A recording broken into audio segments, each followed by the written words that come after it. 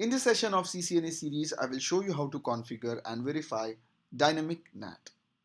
Dynamic NAT uses a pool of public IP addresses and assign them on a first come, first serve basis. Previously, we did static mapping in which you need to define each and every mapping, which is not a good option if you are doing this on an enterprise network. So Dynamic NAT give you some advantage.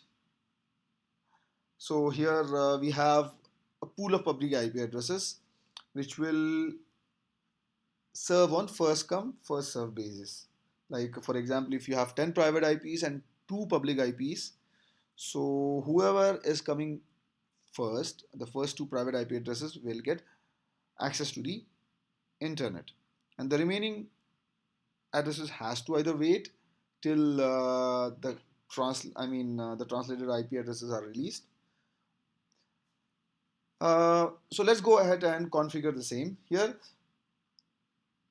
what happens is when an inside device requests access to an outside network, Dynamic NAT assigns an available public V4 addresses from the pool.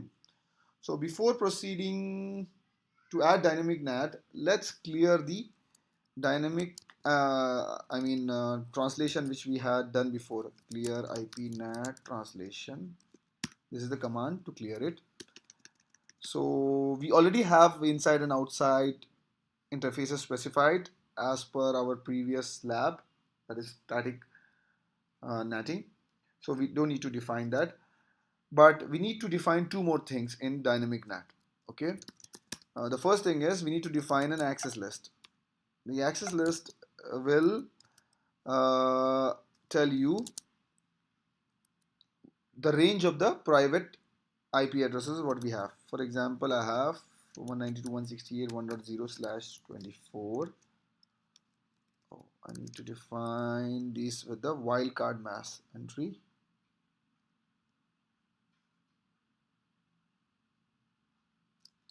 Zero dot 0.0.0.255. So it defines my access list which I will use. And then the second thing which I need to define is the public pool,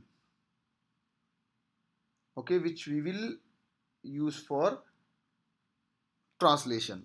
Okay, so the second thing is to define the public pool of usable public IP addresses, and the command for that is ipnat pool. Let me define a name. I will put it as public, and then put the start IP address, that is 100.1.1.1. The second IP address I will, here I'm using 2 public IP addresses since I have only 2 hosts. And then I need to define the net mask 255. You can define it in any format. Here I will /24.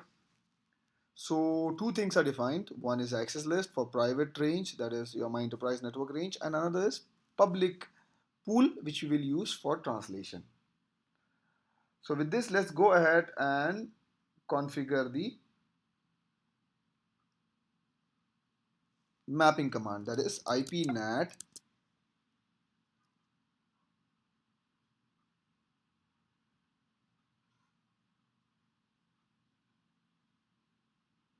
inside source. If you type the question mark, you can see either you can define a static mapping or you can list a access list.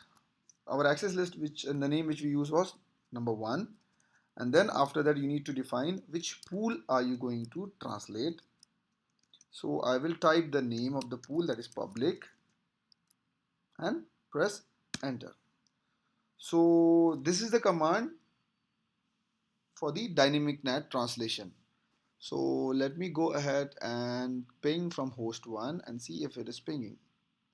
I am able to ping from host 1. I should be able to ping from host 2 as well.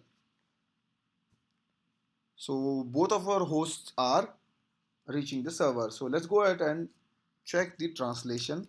Show IP NAT translation. Here you can see both my host IPs are translated to the specified public pool. And we can also verify using show IP NAT statistics.